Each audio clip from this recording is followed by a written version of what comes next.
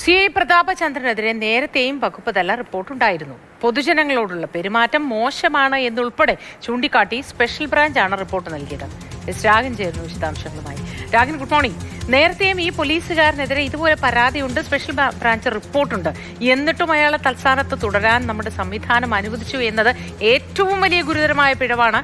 മറ്റൊന്ന്, സ്ത്രീകൾക്ക് നേരെ പോലും ഇങ്ങനെ കൈ വീശി അടിക്കാൻ ആ ആളിന് പ്രതാപചന്ദ്രന് ധൈര്യം വന്നതും ഈ ഒരു പിന്തുണയും കണ്ണടയ്ക്കലും കൊണ്ടല്ലേ? തീർച്ചയായും. അതായത് ഇപ്പോൾ ഈ ഷൈമോളുടെ വിഷയമാണെങ്കിൽ ഷൈമോളുമായി ബന്ധപ്പെട്ടെന്ന് പോലീസ് വ്യക്തമാക്കിയിരുന്നത് ഷൈമോൾ അവിടെ കുട്ടികളുമായി എത്തി അവിടെ ഒരു നാടകം കളിക്കുകയും അതോടൊപ്പം തന്നെ അവിടെ ഈ സ്റ്റേഷനകത്ത് പ്രശ്നങ്ങൾ ഉണ്ടാക്കുകയും ഒക്കെ ചെയ്തു. അത് ചെറുക്കുകയാണ്, അല്ലെങ്കിൽ അത് തടുക്കുക മാത്രമാണ് ചെയ്തതെന്നായിരുന്നു പോലീസ് വാദം. പക്ഷേ അതിനെ പൊളിക്കുന്ന CCTV ദൃശ്യങ്ങളാണ് പുറത്തേക്ക് വന്നത്. കാരണം ഇതിൽ ചോദിച്ച ചോദ്യം ഒന്ന് തന്നെയാണ്. എല്ലാറ്റിൻ്റെയും മറുവശം ഉണ്ടെങ്കിൽ പോലും ഒരു SHO ഒരു വനിതയ്ക്ക് നേരെ കൈ ഉയർത്തി മുഖത്തടിക്കുന്ന ഒരു കാര്യമാണ് ഉണ്ടായിട്ടുള്ളത്. അത് സേനയ്ക്ക് എത്രത്തോളം കളങ്കം ഉണ്ടാക്കുമെന്ന് ഈ ഉദ്യോഗസ്ഥൻ ആലോചിക്കണമായിരുന്നു. മാത്രമല്ല, ഒരു പൊസിഷൻ ഒക്യുപ്പൈ ചെയ്യുന്ന ഒരാളാണ് SHO എന്ന് പറയുന്ന ഒരു പോസ്റ്റിലിരിക്കുന്നത്. വളരെ പക്വതയോടുകൂടി വളരെ കൃത്യമായി ഈ നിയമ കാര്യങ്ങൾ നടപ്പാക്കേണ്ട ഒരു ഉദ്യോഗസ്ഥനാണ്. കേവലം നടപ്പാക്കിയാൽ മാത്രം പോരാ, അത് ആ രീതിയിൽ തന്നെ നടപ്പാക്കേണ്ട ഒരു ഉദ്യോഗസ്ഥനാണ്. ആ ഉദ്യോഗസ്ഥന്റെ ഭാഗത്തു നിന്നാണ് ഒരു വനിതയ്ക്ക് നേരെ, ഒരു സ്ത്രീക്ക് നേരെ ഇത്തരത്തിലുള്ള അതിക്രമം നടത്തിയിരിക്കുന്നത്. സ്വാഭാവികമായിട്ടും ആ സ്റ്റേഷനിൽ വനിതാ പോലീസ് ഉദ്യോഗസ്ഥരുണ്ട്, അതുമായി ബന്ധപ്പെട്ട കാര്യങ്ങളൊക്കെ ഉണ്ട്. അവർ കൈകാര്യം ചെയ്യേണ്ട ഒരു വിഷയം. SHO നേരിട്ട് ഇത്തരത്തിൽ മുഖത്തടിക്കുന്ന ആ CCTV ദൃശ്യങ്ങളാണ് പുറത്തേക്ക് വന്നത്. മാത്രമല്ല, ഈ സംഭവവുമായി ബന്ധപ്പെട്ടും അതോടൊപ്പം തന്നെ നമ്മൾ തന്നെ മുൻപ് വാർത്ത നൽകിയതാണ്. ഇന്നും റിനീഷ് പ്രതികരണവുമായി എത്തിയിട്ടുണ്ട്. നോർത്ത് സ്റ്റേഷന്റെ താഴെ ഇരിക്കുന്ന ഘട്ടത്തിൽ എന്താണ് ഇവിടെ ഇരിക്കുന്നതെന്ന് ചോദിച്ചാണ് ഈ SHO പ്രതാപചന്ദ്രൻ അവിടേക്ക് വരുന്നത്. അപ്പോൾ സ്വാഭാവികമായിട്ടും അവിടെ ഇരിക്കുന്ന കാര്യം പറഞ്ഞ ഘട്ടത്തിലാണ് ഇത്തരത്തിൽ മർദ്ദിക്കുന്നത്. ലാത്തി വെച്ച് അടിക്കുകയാണ് ചെയ്തിരിക്കുന്നത്. ഇങ്ങനെ 3 തവണ അടിച്ചു എന്നതാണ് വ്യക്തമാകുന്നത്. അപ്പോൾ ആ രീതിയിലൊക്കെ തന്നെ പെരുമാറുന്ന ഒരു പെരുമാറ്റ വൈകല്യം, അതുൾപ്പെടെയുള്ള കാര്യങ്ങൾ ചൂണ്ടിക്കാണിച്ചുകൊണ്ടാണ് സ്പെഷ്യൽ ബ്രാഞ്ച് ആ ഘട്ടത്തിൽ തന്നെ റിപ്പോർട്ട് നൽകിയിരുന്നു. അതായത് പ്രതാപചന്ദ്രനെതിരെ ഇത്തരത്തിൽ റിപ്പോർട്ട് എന്ന് പറയുന്നത്, ഒന്ന്, ഈ പൊതുസമൂഹത്തോടുള്ള അല്ലെങ്കിൽ പൊതുജനങ്ങളോടുള്ള പെരുമാറ്റം വളരെ മോശമാണ്, ഓവർ റിയാക്ട് ചെയ്യുന്ന ഒരു ഉദ്യോഗസ്ഥനാണ് എന്നതടക്കമുള്ള കാര്യങ്ങൾ ചൂണ്ടിക്കാണിച്ചുകൊണ്ടായിരുന്നു സ്പെഷ്യൽ ബ്രാഞ്ച് റിപ്പോർട്ട്. 3 ഇൻസിഡന്റിനെ ആസ്പദമാക്കിക്കൊണ്ട് ആ റിപ്പോർട്ടിന്റെ അടിസ്ഥാനത്തിൽ ലഭിക്കുന്ന വിവരമനുസരിച്ച് ഇൻക്രിമെന്റ്, വേതനവർദ്ധനവ് തടയുക മാത്രമാണ് ചെയ്തിട്ടുള്ളത്. അതിൽ കർശന നടപടിയിലേക്ക് കാര്യങ്ങൾ പോയില്ല. യഥാർത്ഥത്തിൽ പോലീസ് സേന ആലോചിക്കേണ്ട ഒരു കാര്യം എന്ന് പറയുന്നത്, ഇത്തരത്തിൽ ലോ ആൻഡ് ഓർഡറും ഉണ്ട്, സ്പെഷ്യൽ യൂണിറ്റുകളും ഉണ്ട്. അത്തരത്തിൽ ലോ ആൻഡ് ഓർഡറിൽ ഇരിക്കുന്നവർ പ്രത്യേകിച്ചും പൊതുസമൂഹവുമായും പൊതുജനങ്ങളുമായും ഒക്കെ തന്നെ കമ്മ്യൂണിക്കേറ്റ് ചെയ്ത് ആ രീതിയിൽ പോകേണ്ടവരാണ്. അതുകൊണ്ടാണ് ജനമൈത്രി എന്ന് പറയുന്ന ഒരു സംവിധാനം തന്നെ മുൻപ് ഇവിടെ കൊണ്ടുവരികയും ചെയ്തത്. ജനങ്ങളുമായിട്ടുള്ള ബന്ധം ശക്തിപ്പെടുത്തി നന്മതിന്മകളെ വേർതിരിച്ചുകൊണ്ട് അത്തരത്തിലുള്ള നടപടികളിലേക്കൊക്കെ പോകാൻ. പക്ഷേ ഇത്തരത്തിൽ ലോ ആൻഡ് ഓർഡറിൽ ഇരിക്കുന്ന ഒരു ഉദ്യോഗസ്ഥൻ ഇതേ രീതിയിൽ, അതും പ്രത്യേകിച്ച് ഒരു സ്ത്രീക്ക് നേരെ ഇത്തരത്തിൽ കൈ ഉയർത്തി അടിക്കുന്ന ദൃശ്യങ്ങൾ പുറത്തേക്ക് വരുമ്പോൾ അത് ആ സേനയ്ക്കാകെ കളങ്കമുണ്ടാക്കുന്ന ഒരു കാര്യം തന്നെയാണ്. അതുകൊണ്ടാണ് ആ ഘട്ടത്തിൽ തന്നെ ഈ നടപടിയിലേക്ക് കാര്യങ്ങൾ വന്നത്. പക്ഷേ ചോദിക്കുന്ന ചോദ്യം, ഇന്നലെ ഈ CCTV ദൃശ്യങ്ങൾ പുറത്തുവന്നതുകൊണ്ട് ഇന്നലെ തന്നെ സസ്പെൻഷൻ ഉണ്ടായി. ഈ CCTV ദൃശ്യങ്ങൾ വരാൻ കാത്തിരിക്കുകയായിരുന്നു നമ്മുടെ സംവിധാനം എന്നതാണ് ഏറ്റവും പ്രധാനപ്പെട്ട ചോദ്യം.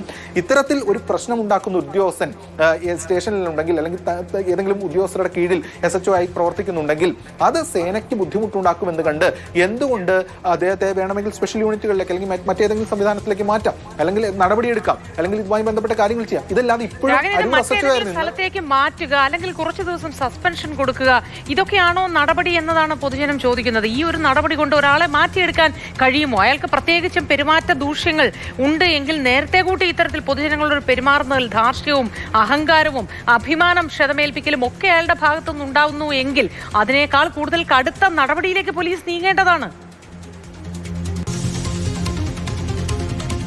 അത്തരം കടുത്ത നടപടികളിലേക്ക് നീങ്ങേണ്ടത് തന്നെയാണ്. പക്ഷെ അതിവിടെ ഉണ്ടായില്ല. മാത്രമല്ല, ഇന്നലെ ഈ ദൃശ്യങ്ങൾ വരുമ്പോഴാണ് സസ്പെൻഷൻ സൂചിപ്പിച്ചത്. ഇത്തരത്തിൽ ഇനീഷ്യൽ ഘട്ടങ്ങളിൽ ഇത്തരം കാര്യങ്ങൾ വരുമ്പോൾ ആ ഘട്ടത്തിൽ തന്നെ നടപടിയെടുത്തു പോകാം. ആദ്യഘട്ടത്തിൽ തന്നെ ഇപ്പോൾ ഇത്തരം പരാതികൾ, ഒന്ന് റിനീഷിനെ മർദ്ദിച്ച സംഭവം ഉണ്ടാകുന്നു, ഇപ്പോൾ ഷൈമോൾക്ക് നേരെ കൈ ഉയർത്തി അടിക്കുന്ന സംഭവം ഉണ്ടാകുന്നു. ഇതല്ലാതെ ഇത് പ്രകടമായി വന്ന പരാതികളാണ്. അല്ലാതെ അരൂരിരുന്നപ്പോഴും, അരൂർ SHO ആയി ഇരിക്കുമ്പോഴും പലതരത്തിലുള്ള പരാതി വന്നതായി പറയുന്നുണ്ട്. അതോടൊപ്പം തന്നെ വിവിധ ഘട്ടങ്ങളിൽ ഇദ്ദേഹത്തിനെതിരെ പലതരത്തിലുള്ള പരാതികളും വന്നിട്ടുണ്ട്. അതൊക്കെ ഈ മാധ്യമങ്ങൾക്ക് മുന്നിലൊക്കെ അഡ്രസ്സ് ചെയ്യപ്പെടാതെ പോയിട്ടുണ്ട്. അല്ലാതെ ബന്ധപ്പെട്ട ഉദ്യോഗസ്ഥർക്ക് മുന്നിലേക്കൊക്കെ വന്നിട്ടുണ്ട്. അപ്പോൾ ആ ഘട്ടത്തിൽ ഇനീഷ്യലായി പരാതി വരുന്ന ഘട്ടത്തിൽ തന്നെ തുടക്കത്തിൽ ആദ്യഘട്ടത്തിൽ നടപടിയെടുത്ത് പോയിരുന്നെങ്കിൽ ഏതെങ്കിലും തരത്തിൽ മാറ്റി നിർത്തപ്പെടുകയോ അല്ലെങ്കിൽ ഇങ്ങനെ ലോ ആൻഡ് ഓർഡറിൽ ഇരിക്കുമ്പോൾ ഇത്തരം പ്രശ്നങ്ങൾ ഉണ്ടാകിയാൽ ഒരു തരത്തിലുള്ള ദാക്ഷിണ്യവും ഉണ്ടാകില്ല എന്ന സന്ദേശം ഈ ഉദ്യോഗസ്ഥന് കിട്ടിയിരുന്നുവെങ്കിൽ ഈ ഉദ്യോഗസ്ഥൻ വീണ്ടും വീണ്ടും വഷളായി പോകില്ലായിരുന്നു. മറിച്ച് എന്താണ് സംഭവിച്ചത്? അത്തരത്തിലുള്ള പരാതി വരുമ്പോഴും അദ്ദേഹം ലോ ആൻഡ് ഓർഡറിൽ തന്നെ തുടർന്നു. ഇപ്പോൾ ഈ ഷൈമോളെ മർദ്ദിച്ച സംഭവം, അതോടൊപ്പം തന്നെ റിനീഷ് എന്ന് പറയുന്ന ചെറുപ്പക്കാരൻ, ആ ചെറുപ്പക്കാരന്റെ പ്രതികരണം നമ്മൾ ഇന്നും കൊടുത്തിട്ടുണ്ട്. ആ ചെറുപ്പക്കാരൻ പറയുന്നത് ഇദ്ദേഹത്തിന് മർദ്ദിക്കുന്നത് ഒരു ഹരമാണെന്നാണ്. അപ്പോൾ ഇത്തരത്തിൽ ഹരമായി മർദ്ദിക്കുന്ന രീതിയിൽ, അതായത് ഓവർ റിയാക്ട് ചെയ്ത് പൊതുജനങ്ങളോടുള്ള പെരുമാറ്റത്തിൽ ദൂഷ്യങ്ങൾ ഉണ്ടാകുക, അത്തരം കാര്യങ്ങൾ ചെയ്യുമ്പോഴും ഇപ്പോഴും ഇന്നലെ വരെ അരൂർ ആലപ്പുഴ പോലീസ് സ്റ്റേഷൻ, ആലപ്പുഴ ജില്ലയുടെ പരിധിയിൽ അരൂർ സ്റ്റേഷനിലെ SHO ആയി ജോലി ചെയ്യുകയാണ്. അപ്പോൾ ആ നിലയ്ക്ക് തനിക്ക് സംരക്ഷണം കിട്ടുമെന്ന് തോന്നുമ്പോൾ ഇത് വീണ്ടും വീണ്ടും വഷളാകുന്ന നിലയാണ് ഉണ്ടാകുന്നത്. നേരെ മറിച്ച് ഇനീഷ്യലായിട്ട് കാര്യങ്ങൾ വരുന്ന സമയത്ത് തന്നെ ശക്തമായ നടപടി എടുത്തിരുന്നുവെങ്കിൽ സേനയ്ക്ക് കളങ്കം ഉണ്ടാകില്ല എന്നതാണ് ഏറ്റവും പ്രധാനപ്പെട്ട കാര്യം. എന്തായാലും ഇത് ഈ ദൃശ്യങ്ങളടക്കം പുറത്തു വന്നതോടുകൂടിയാണ് മുഖ്യമന്ത്രി അടക്കം ഇടപെടലുണ്ടായി ഇന്നലെ തന്നെ സസ്പെൻഷനിലേക്ക് പോയി. എന്തായാലും കൂടുതൽ പരാതികൾ ഇതുമായി ബന്ധപ്പെട്ട് ഇനിയും ഉയർന്നു വന്നേക്കാം. ഇതിൽ സ്പെഷ്യൽ ബ്രാഞ്ച് റിപ്പോർട്ട് കഴിഞ്ഞ വർഷം തന്നെ ഇതുമായി ബന്ധപ്പെട്ട് നൽകിയിരുന്നതാണ്. അന്ന് ഈ വേതന വർധനവ് തടയുക എന്നടക്കമുള്ള ചെറിയ നടപടികളാണ് ഉണ്ടായത്. കടുത്ത നടപടികളിലേക്ക് പോയില്ല. അങ്ങനെ കടുത്ത നടപടിയിലേക്കൊക്കെ പോയിരുന്നെങ്കിൽ പോലീസിന് നിന്ന് പിടിച്ചു നിൽക്കാം. അല്ലെങ്കിൽ ഇക്കാര്യങ്ങൾ ഞങ്ങൾ അന്ന് ശക്തമായ നടപടി എടുത്തു എന്ന് പറയാമായിരുന്നു. ഈ CCTV ദൃശ്യങ്ങൾ പുറത്തേക്ക് വരുന്നത് വരെ കാത്തിരിക്കേണ്ട ഒരു കാര്യം ഉണ്ടായിരുന്നു എന്നതാണ്. കാരണം ഇന്റേണലായി പോലീസ് സംവിധാനം, സ്പെഷ്യൽ ബ്രാഞ്ച് യൂണിറ്റുകളുണ്ട്. സാധാരണഗതിയിൽ സ്പെഷ്യൽ ബ്രാഞ്ച് യൂണിറ്റ് ആ സ്റ്റേഷനുമായി ബന്ധപ്പെട്ട് നടക്കുന്ന ഉദ്യോഗസ്ഥരുടെ അടക്കം പരാതികൾ കൃത്യം ഡേ ടു ഡേ ബന്ധപ്പെട്ട ഉദ്യോഗസ്ഥർക്ക് മുകളിലേക്ക് അയക്കുന്ന ഒരു സംവിധാനമാണ്. അങ്ങനെ ആ റിപ്പോർട്ടിന് എന്ത് വില എന്ന് സ്വാഭാവികമായിട്ടും ചോദിക്കുന്ന ഒരു ചോദ്യത്തിലേക്ക് തന്നെ കാര്യങ്ങൾ പോകുന്ന ഒരു അവസ്ഥയുമുണ്ട്.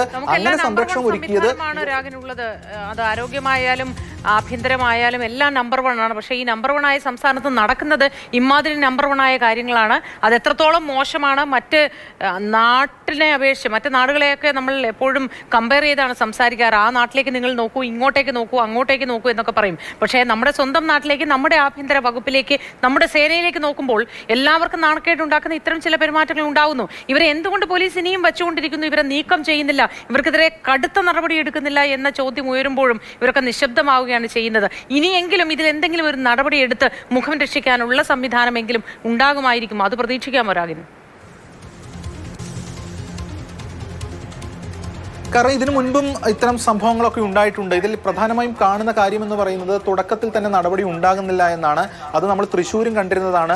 ആ CCTV ദൃശ്യങ്ങൾ പുറത്തു വന്നപ്പോഴാണ് എത്രത്തോളം ഭീകരമായിട്ടുള്ള മർദ്ദനമാണെന്ന് അവിടെ നടന്നത് എന്ന കാര്യം വ്യക്തമാകുന്നത്. അപ്പോൾ അത്തരം കാര്യങ്ങളൊക്കെ തന്നെ തുടക്കത്തിലെ നടപടി എടുത്തിരുന്നുവെങ്കിൽ, തുടക്കത്തിലെ നടപടി എടുക്കുന്നതാണ് ഏറ്റവും പ്രധാനപ്പെട്ട കാര്യം. അല്ലെങ്കിൽ അങ്ങനെ തുടക്കത്തിലെ നടപടി എടുത്താൽ, പ്രത്യേകിച്ചും ഈ ലോ ആൻഡ് ഓർഡർ സംവിധാനം എന്ന് പറയുമ്പോൾ അത് പൊതുജനങ്ങളുമായി നേരിട്ട് ബന്ധപ്പെടുന്നതാണ്. അപ്പോൾ അത്തരത്തിലുള്ള ശക്തമായ നടപടികൾ തുടക്കഘട്ടത്തിൽ തന്നെ എടുത്താൽ അത് ഈ പോലീസ് ഉദ്യോഗസ്ഥർക്ക് ലഭിക്കുന്ന ഒരു സന്ദേശം വളരെ വലുതാണ്.